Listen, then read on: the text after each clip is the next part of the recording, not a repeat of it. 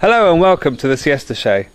Well, a few weeks ago we did a couple of episodes on damp in Spain, and they were actually some of the most popular shows we've ever done, which, to be honest, absolutely surprised me. But it has to be because of our star Jim. Hi Jim, you alright? Oh, I'm absolutely fine. Welcome on this fine, glorious day. Yeah, it's not the sunniest of days, but... Beautiful. No. This is, honestly, trust me, from considering we work outside all the time, this is beautiful. Absolutely beautiful. Yeah, we like it a little bit overcast sometimes, just so it doesn't, because it's just so hot at the moment, isn't it? It's really kicking in now. Oh, absolutely. But no doubt this will burn off by the afternoon. So we're here to chat about pools today. We're going to have a chat about leaks and problems with swimming pools. Is that right, Jim?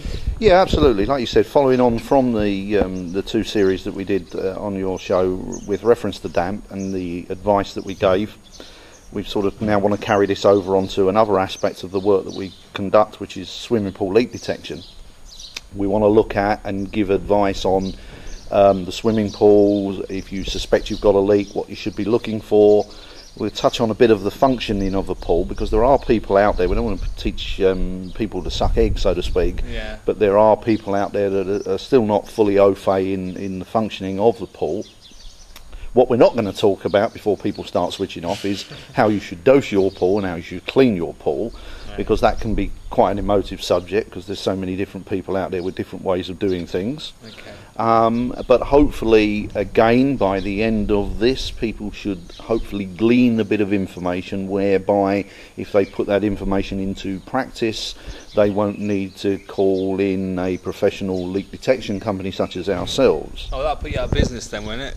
No, absolutely not. No, because at the end of the day, we still have a function, and again, from a company perspective, in our view, the best way we can help any client out there is to, in the first instance, offer them the best advice we can, and if that advice, albeit free, assists them in finding their defect, finding their problem, solving their problem, we're happy. Not a problem at all.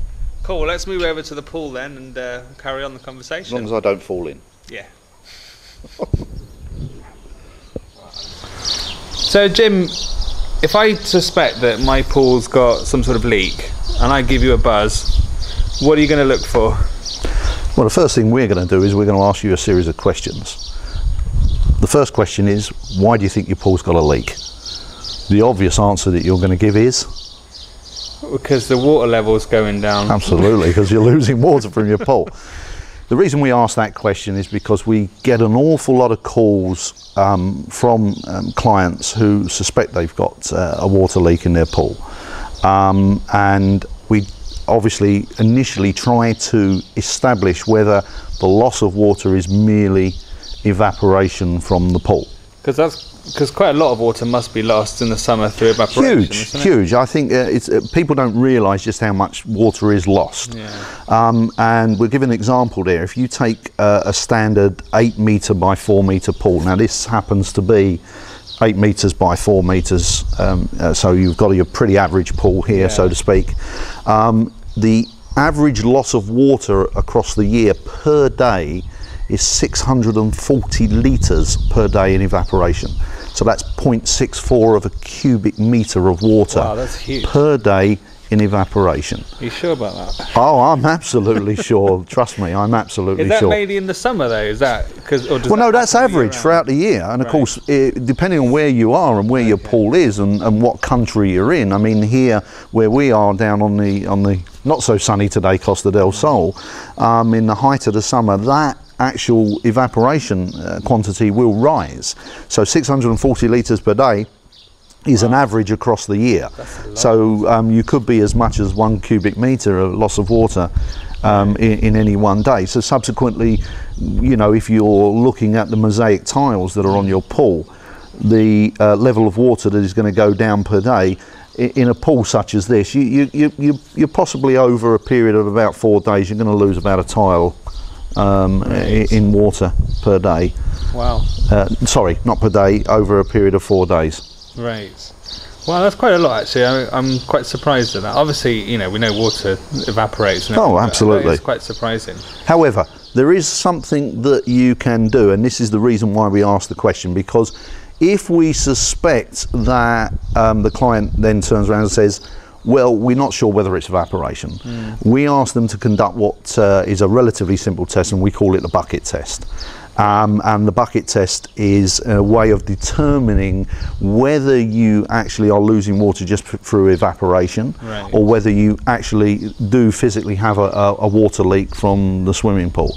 And with the magic of television, if we can just produce a bucket, we will show you how the bucket test is done. Fantastic, and it's as simple as that. Oh, absolutely. Standard bucket. Okay, obviously in this case we've got a mop bucket. We don't need the mop receptacle as it stands. Any bucket will do. Just pass that over there. The idea of the bucket test, like I said, is to determine whether we're losing water for evaporation or not. If you take your bucket, a reasonable size bucket, fill it to the brim with the water from the swimming pool, stand the bucket in a position, if you have Roman steps such as this pool, if you can stand the bucket in the pool water, because that tends to keep the temperature, well, it keeps the temperature of the water in the bucket pretty much similar to that of the swimming pool.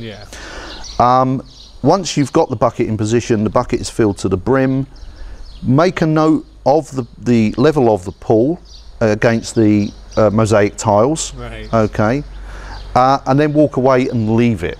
Don't stand there watching the bucket.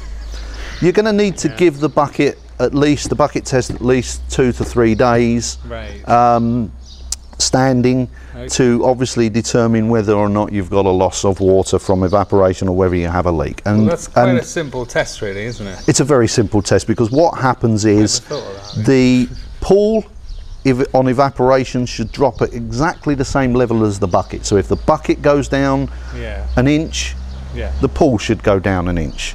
That then is evaporation. Okay, it's nothing to do with surface area. The bucket will drop the same level as the pool. However, if the pool drops quicker and you're losing more water, the level's dropping quicker than it is in the bucket, then yes, clearly you have a leak in your pool, and then we need to be looking at what the situation is and where that water loss is going. Obviously, if you're losing water in your bucket quicker, you've got a hole in your bucket, check your bucket. Okay, it's as simple as that. What I will say is very important that during the bucket test that you don't fill your pool. So don't try and top your pool. That would be surprising how many people forget. Also, if you have a pool that has an automatic pool filling system, turn that off. Okay, because again that will mask any deficiency between water loss in the pool and evaporation. And don't use it.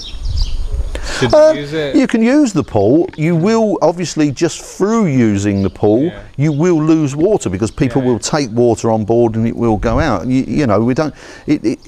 Ideally, don't use it, but people will use their pool. But children must be aware that they don't then get cups and start topping the bucket up, because otherwise, again, the bucket test just goes straight out the window. Okay.